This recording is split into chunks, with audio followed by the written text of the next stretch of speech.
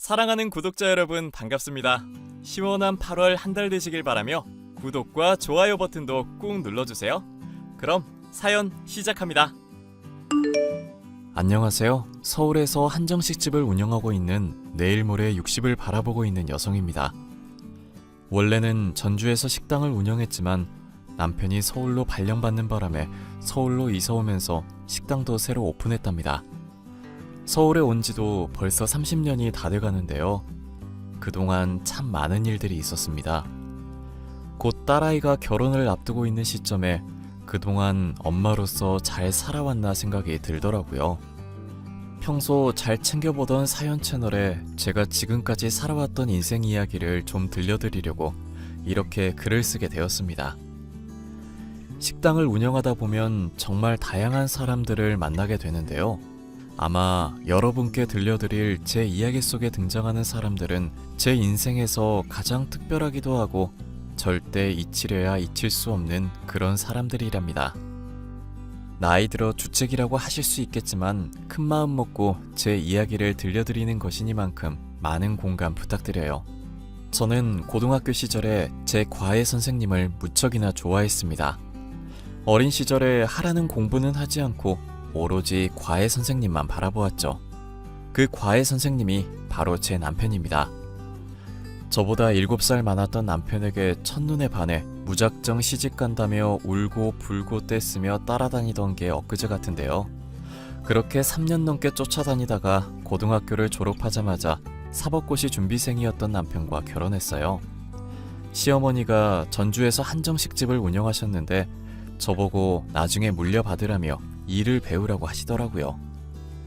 옛날 시부모님들 하면 가부장적인 분위기에 혹독한 시집살이를 시키기로 유명하잖아요. 하지만 제 시어머니는 남들과 조금 다른 마인드를 가지신 분이었어요. 결혼한 지 얼마 되지 않아 친정엄마가 돌아가셨고 친정엄마의 빈자리를 시어머니가 대신해 주셨습니다.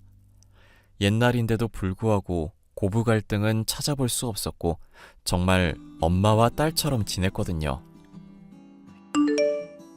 희원아, 안싸던 돌아가시고 나서 마음이 예전 같지 않지? 어머니, 솔직히 많이 힘들어요. 맨날 엄마 보고 싶고 저 어떻게 해야 될지 잘 모르겠어요. 울고 싶으면 마음껏 울어. 마음에 담아두지 말고 보고 싶은 만큼 울려무나. 이제 남은 가족도 없어요. 다들 엄마 돈 노리고 보상금 노리고 저 혼자 어떻게 살아가야 하죠? 왜 혼자야? 나도 있고 태규도 있는데, 응? 그런 말 말어. 어머니. 아가, 너 우리 태규 좋다고 졸졸 쫓아다니던 시절부터 저런 딸 하나만 있으면 좋겠다고 생각했거든? 어찌나 당돌하고 당차던지 그 모습이 너무 귀여웠단다. 그런데 우리가 이렇게 만날 인연이었어. 어머니, 그걸 기억하고 계셨어요? 그렇다 마다 어떻게 그 모습을 잊겠니? 이제 내가 친정엄마다 생각하고 마음 편히 대하거라.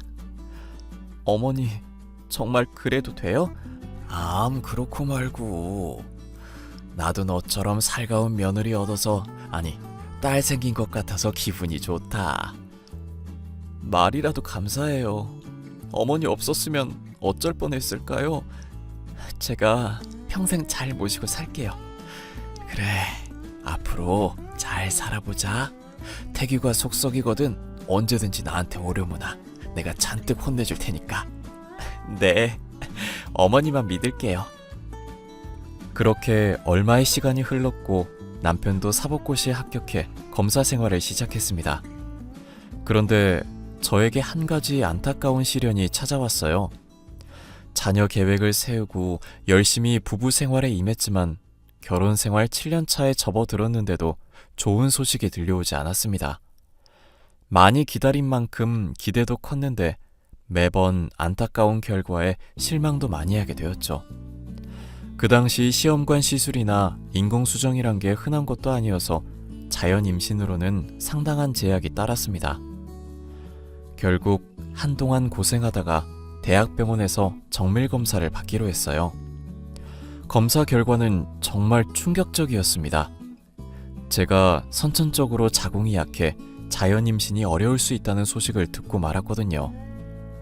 여자로 태어나서 사랑하는 사람을 만나 가정을 이루고 토끼 같은 자식들 낳아 평범하게 사는 게 꿈이었는데 그런 제 꿈이 한순간에 좌절되고 말았던 겁니다.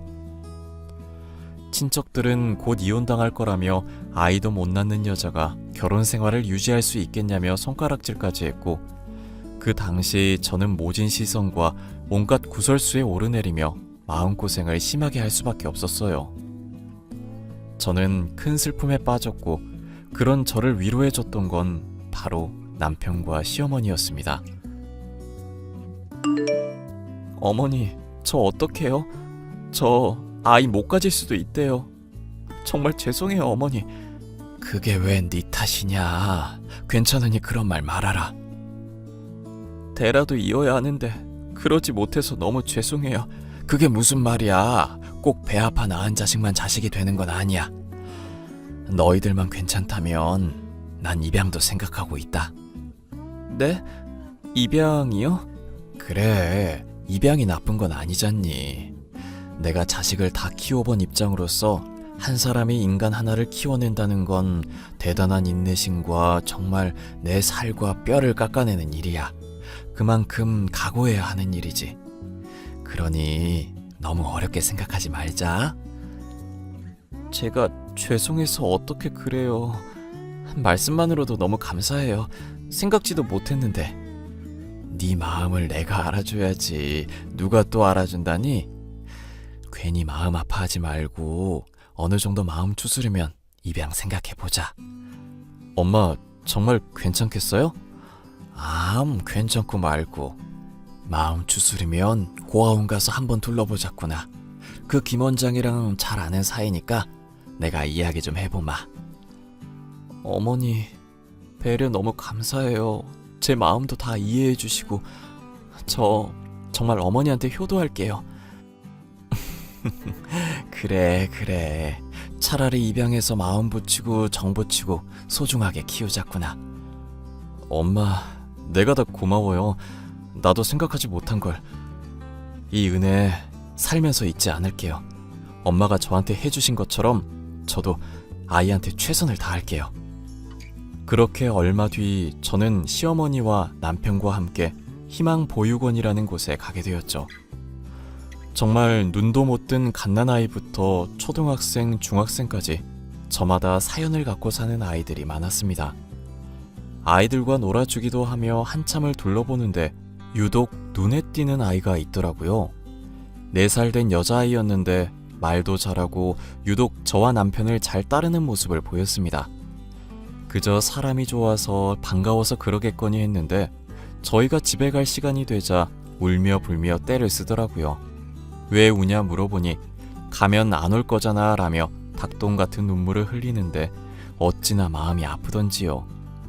눈물 콧물 다 빼고 자지러지게 우는 아이를 겨우 달래놓고 집에 돌아왔는데 자꾸 눈에 밟혔습니다. 자려고 누웠는데도 한참을 뒤척이며 계속 그 아이를 생각했죠. 그러다 남편과 대화를 하게 되었습니다. 여보, 나 아무래도 서정이가 눈에 밟힌다? 아까 울었던 애 말하는 거지? 울어서 그런가? 이상하게 자꾸 생각이 나. 계속 손잡고 있어서 아직도 온기가 남아있는 것 같고. 하긴 유독 우릴 잘 따랐지. 아까 원장님한테 이야기 들어보니까 혼자 4살이라 어울리는 친구가 없다더라. 그래서 우리한테 더 그랬던 것 같아. 그러게, 외로워 보였어. 우리 그 아이 입양할까?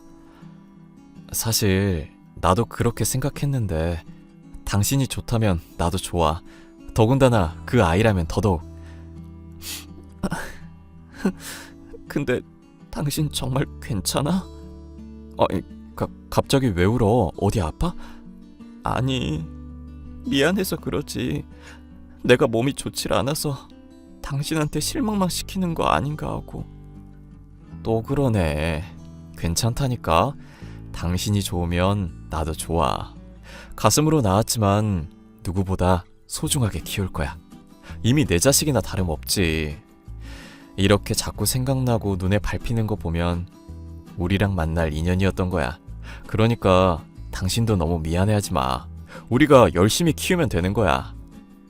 정말? 그렇게 말해줘서 고마워. 내가 살면서 다 갚을게. 뭐라 말로 표현해야 할지 모르겠다. 정말 고마워.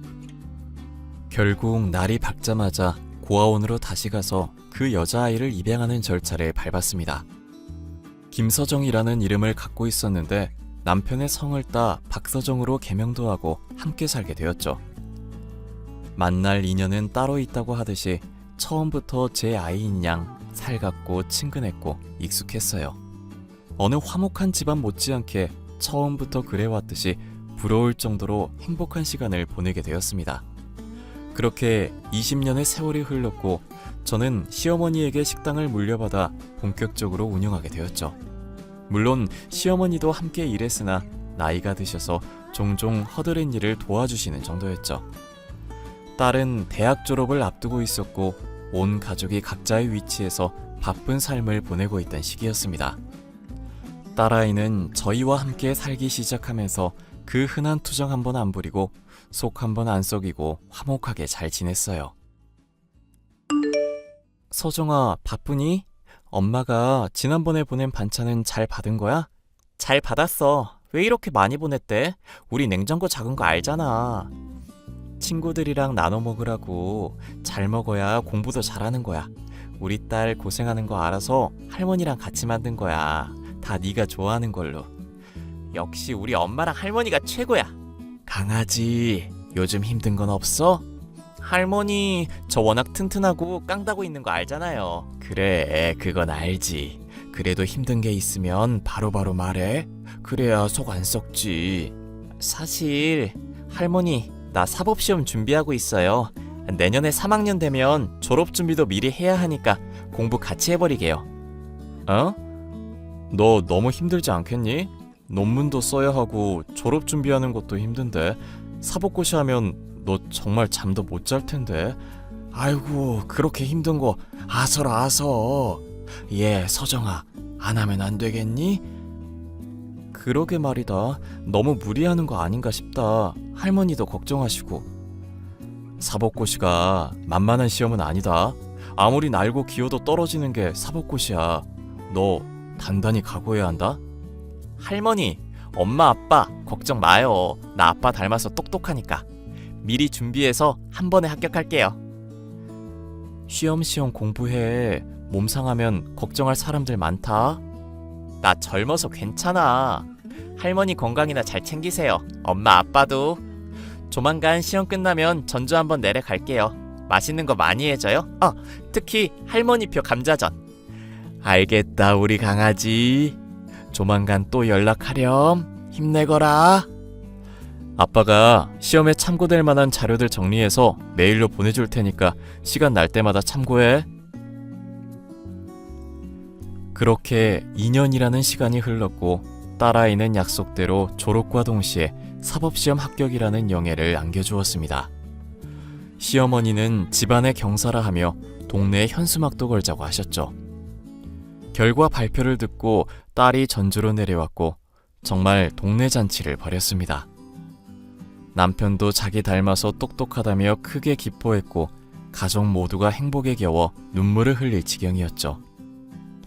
그러다 한 차례 검은 먹구름이 드리웠습니다. 몇십 년 동안 친정엄마 그 이상으로 의지했던 시어머니가 노환으로 돌아가신 거예요. 워낙 나이도 있으셨고 앓고 있던 지병이 있으셔서 많이 힘들어 하셨거든요. 슬픈 마음을 어루만지며 장례를 치르고 얼마 뒤 남편이 서울지검으로 발령받게 되었습니다. 딸아이도 사법연수를 끝내고 서울의 한 대형 로펌에서 일하게 되었죠. 그렇게 전주 생활을 정리하고 서울로 이주하게 된 거랍니다.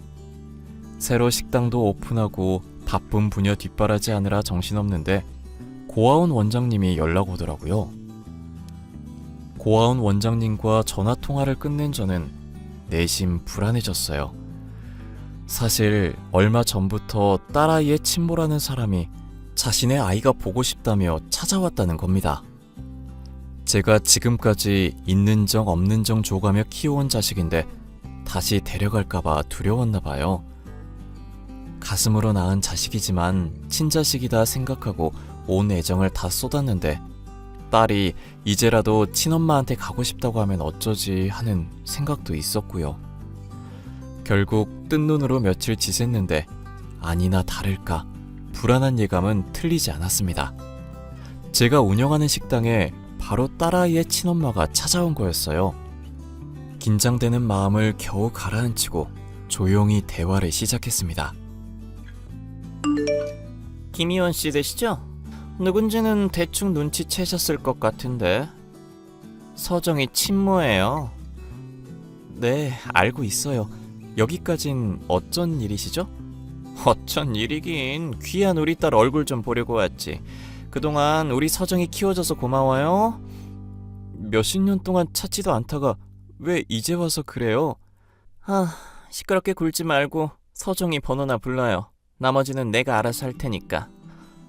저기요, 지금 뭔가 착각하고 있는데 부탁을 해도 들어줄까 말까인데 왜 온 거예요? 아니, 우리 딸이 잘 나가는 변호사라며. 그래도 공부는 시켜줬나 봐? 그럼요. 하고 싶은 공부 마음껏 해주는 게 부모된 도리 아닌가요? 근데 왜 찾아오셨어요? 불쾌하니까 나가주실래요? 자식이 변호사인데 내가 가만히 있으면 섭섭하죠. 근데 변호사면 돈도 많이 번다면서요? 아무리 많이 벌어도 당신한테 줄 돈은 없어. 자기 자식 버리고 갈 땐 언제고 왜 이제 와서 만난다고 난리야? 좋게 대우해 주는 것도 이번이 마지막이에요. 나가요. 미안해서 어쩌나. 나는 나갈 생각이 없는데. 딸도 잘 살고 있고 친엄마가 이렇게 버젓이 있는데 내가 뭐가 무서워서 피해? 당신이 정말 엄마라면 애초에 그런 곳에 서정이를 맡기면 안 되지. 그건 내가 알아서 할 일이고 내 딸 덕 좀 보려고 찾아왔으니까 당장 내 눈앞에 데려와요. 얼굴 좀 봐야겠으니까. 글쎄 됐다니까요. 당장 경찰에 신고하기 전에 나가. 아무튼 이제 내가 키울 테니까 이제 그만 내 딸 인생에서 꺼지시지? 도대체 왜 지금에서야 찾는 건데? 서정이가 원하지 않으면 어쩔 건데요? 뭐 같이 살기라도 할 거야?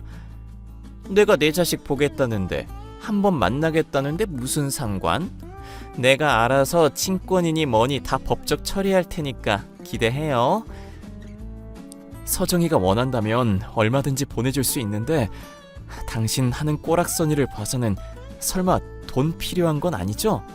아니, 당신이 무슨 상관이냐고. 그래도 내 딸인데 이것저것 잴 필요가 있나? 그냥 내가 그렇다 하면 그런가 보다 하면 되지. 나도 딸 자식한테 잔소리할 권리 있거든요? 따로 만나서 잘 이야기하면 서정이도 알아듣겠죠. 이제라도 부모한테 효도하면서 살라 해야죠. 안 그래요? 무슨 생각인지 모르겠지만 우리 딸 건들기만 해봐요. 내가 배 아파 낳은 자식은 아니지만 입양해올 때 이미 내 자식이나 다름없었어. 당신이 함부로 대할 아이도 아니라고. 그런다고 내가 쫄 것 같아요? 아무튼 지금 안 부르면 내가 알아서 찾아가는 걸로 알아. 어디서 순 듣보잡들이 내 딸 부모 한답시고 설치고 있어. 지금 뭐라고 했어요? 듣보잡? 말 다 했어요? 이왕 이렇게 된 거 그냥 내가 데려가서 다시 키워야겠다. 그래야 남은 인생 호강하며 살지. 우리 변호사 딸 데려갈 수 있으면 데려가 보던가. 당신 지금 속이 훤히 보이는데 우리 딸이 과연 좋아할까? 상처 주지 말고 그냥 조용히 살아요. 뭐요? 지금 말 다 했어요? 아무리 그래도 핏줄은 무시 못하지. 그년도 나 닮았으면 내가 좋다고 그럴 거야. 그래요? 어디 한번 두고 봅시다. 일단 지금 장사에 방해되니 당장 나가주세요. 안 나가면 경찰에 신고합니다. 왜 그렇게 빡빡하게 구실까? 아유, 알았어. 다음에 다시 올 테니까 그땐 내 앞에 딸 데려다 놔요. 알겠어요? 서정아, 바쁘니? 엄마가 기니 할 말이 있다. 왜? 뭔데? 나 이제 좀 한가해. 무슨 일 있어? 아니, 사실은 엄마 가게 말이다. 친엄마라는 사람이 찾아왔어. 그래서 알려주려고. 아, 그랬구나. 그 사람이 엄마한테는 뭐라는데? 엄마한테는 이라고? 너 그 여자 온 거 알고 있었어? 엄마, 나 치밀한 거 모르지? 사실 대학 입학하고 나서 궁금하긴 하더라고. 그래서 이리저리 수소문했는데 상종 못할 사람들이더라. 조금이라도 혹시나 하는 마음이 있었는데 난 이미 그때 마음 접었어. 미리 말 못해서 미안해. 그랬구나. 진작에 말을 하지 그랬어. 근데 왜 그런 생각을 한 건데? 나 고아원에 버린 것도 자기 고생하니까 걸림돌이라서 그런 거야. 그때도 도박하고 술집에서 술 마시고 부모로서는 영 아니더라고. 저런 사람이 내 부모라는 게 부끄러웠어. 아, 그나저나 무슨 말을 하려고 했어? 친엄마 찾아와서 너 데려가겠다더라? 그래서 내가 무슨 염치로 그러냐고 쏴붙였더니 핏줄 운운하더라고. 웃기지 말라 그래. 한 번 더 찾아오면 그땐 바로 경찰에 신고해버려. 내가 친부모 찾았던 것도 공부하느라 힘들었을 때 잠시 방황했다 칠 테니까. 다시는 만나기 싫거든. 엄마도 네 마음 100번 1000번 이해해. 그런데 내가 뭘 어떻게 할 수 있는 게 없잖니. 사실 불안하기도 하고. 뭐가 불안해? 내가 친엄마 따라갈까봐? 엄마는 날 그렇게 못 믿어. 아니, 널 못 믿는다는 게 아니라 몇십 년 동안 찾아오지도 않던 사람이 대뜸 찾아와서는 너 데려가겠다고 하니까. 아무튼 나중에 다시 오면 너 말대로 경찰에 신고할게. 어차피 법적 문제 될 것도 없고 입양된 지 오래고. 아니다, 다음에 찾아오면 나한테 바로 연락해. 알겠어. 바쁜데 시간 뺏어서 미안해. 이따 저녁에 보자 엄마. 오늘 일찍 들어갈게. 생각보다 딸아이의 태도는 단호했고 걱정했던 마음을 조금이나마 내려놓게 되었습니다. 그렇게 평범한 일상을 보내고 있는데 왠지 모를 적막감이 흐르더라고요. 아니나 다를까 딸아이의 친엄마라는 사람이 가게에 자꾸 나타나 이리저리 회방을 놓기 시작했습니다. 식당을 매일같이 찾아와서는 다시는 안 찾아올 테니 돈을 달라며 말도 안 되는 요구를 하더라고요. 한 번은 조폭인지 깡패인지 덩치가 산만한 사람들을 데리고 와서 돈을 주지 않으면 가게 다 때려 부수겠다고까지 했습니다. 어차피 자기 자식인데 보러 오는 거 문제 안 된다며 돈 안 주면 매일 찾아와서 괴롭힐 거라 하는데 어찌나 당당하던지 기가 막히더라고요. 장사에 지장이 생길 정도로 찾아오는 바람에 결국 저는 경찰에 신고를 했고 친엄마라는 사람은 경찰에 연행되어 갔습니다. 이 소식을 들은 딸 남편이 저와 함께 경찰서로 가게 되었죠. 경찰서에서 고래고래 소리 지르며 자신은 잘못한 게 없다고 난리를 치고 있는 그 여자를 마주해야 했습니다. 이봐요. 당신이 내 친엄마야? 애초에 버리고 갔으면 찾아올 생각을 하지 말아야지. 책임지지도 못할 거 왜 나왔어요? 아유, 우리 딸 왔어? 얼른 경찰 양반한테 사정 좀 이야기하고 나 좀 풀어줘, 응? 딸? 딸이라고 했어요? 웃기는 소리 하지 마세요. 어이가 없어 진짜.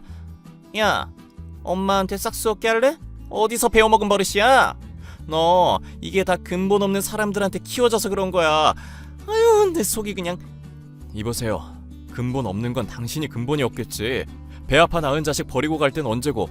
이제 와서 뭐라도 뜯어먹고 싶어서 자식 찾는 거 좀 웃기지 않아요? 막말로 내가 우리 딸 안 낳았으면 당신들이 입양이나 할 수 있었겠어? 내가 좋은 유전자 물려줘서 애가 변호사도 되고 그런 거야. 야, 너 내가 낳아준 은혜 잊으면 안 된다? 이 아줌마가 아직 정신을 못 차렸네. 무슨 근거로 자꾸 딸이래. 나는 당신 같은 엄마 둔 적 없어요. 유전자 검사라도 하던가. 어차피 넌 나랑 같이 살 생각 없잖아? 그러니까 내가 깔끔하게 포기해 줄게. 대신에 돈 가져와. 현금으로 5억. 경찰서에서 참 잘도 한다. 지금 자식 팔아 장사합니까? 무슨 친엄마라는 사람이 있다야? 적당히 눈치 챙기세요. 이보세요. 여기 경찰서야. 뭐? 당신이 뭔데 이래라 저래라야? 나? 서울지검 박태규 검사다. 당신 알아보니까 지명수배 내리기 직전이던데. 워낙 사고를 많이 치고 다니기도 했고. 이대로 콩밥 한번 먹을까? 증거 있어? 함부로 남의 뒤 캐고 다니는 거 그거 불법인 거 몰라? 검사라고 했지? 더 잘 알겠네. 당신 내가 고소해버릴 거야. 하던가. 당신 사기 전과도 있고 유명하던데 해볼 수 있으면 해보라고. 이 증거들을 보고도 그런 소리 할 수나 있나 한번 보지. 남편이 이리저리 수소문해서 얻은 증거들을 내보이자 그 여자는 얼굴색이 싹 변했습니다. 그랬더니 무릎까지 꿇으며 다시는 안 나타나겠다고 통사정을 해대더라고요. 가게에 찾아와 협박했던 증거까지 더해 경찰에 제출했고 사기죄, 공갈 협박 등으로 재판에 넘겨졌습니다. 유치장에 갇히면서까지 울며 불며 매달리는데 꼴이 말이 아니더라고요. 결국 그 여자는 징역 5년을 구형받아 구치소에 수감되었습니다. 딸아이는 그 여자를 상대로 접근 금지, 통신 제한을 걸어버렸고요. 아니나 다를까 구치소에 수감되고 난 뒤에 무슨 할 말이 그렇게 많은지 하루가 멀다 하고 접견 신청을 하더랍니다. 딸아이가 찾아가서 단단히 일러두고 왔다고 해요. 그랬더니 신기하게 그 뒤로는 아무런 연락도 없습니다. 모든 일이 끝나고 딸아이와 맥주 한잔하며 이야기를 나눴어요. 그동안 많이 놀랐지? 아니야 엄마, 나보다 엄마가 더 놀랬지. 언젠가 한 번은 만날 거라 생각했어. 근데 그게 이런 식일 줄은 몰랐지. 엄마가 미안해. 모든 게 다 엄마 탓인 것 같아. 이게 왜 엄마 탓이야. 만났어도 인연이 아니니까 끝을 본 거고. 이미 고아원에 날 버린 순간부터 끝난 인연이야. 자기가 배 아파 낳은 자식을 자기 손으로 버렸는데 나중에 찾아온다 한들 그게 진심이겠어? 네가 그렇다면 그런 거겠지. 그래도 친부모를 진작에 찾아줬어야 했는데. 이렇게 돼서 미안해. 아빠도 미안해하고 있고. 아니 그럴 필요가 없다고. 내 엄마 아빠가 여기 있는데 뭐하러 그래. 이미 큰 사랑 받으면서 살았고 이제는 내가 엄마 아빠 호강시켜줄 거야. 정말? 우리 딸 기특하네. 그리고 날 낳아준 건 고맙지만 나한테 일말의 애정도 없는 사람한테 엄마, 생모라고 부르기도 싫어. 가족은 오로지 엄마, 아빠, 할머니뿐이야. 내가 너한테 배운다. 엄마한테 와줘서 고마워. 너는 처음 봤을 때도 그렇고 지금도 그렇고 영원히 내 딸이야. 앞으로 더 행복하게 지내자. 알겠지?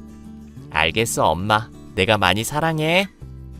그렇게 어느덧 2년이라는 시간이 흘렀고 딸아이는 남편 밑에 있던 검사와 인연이 다 곧 결혼을 앞두고 있습니다.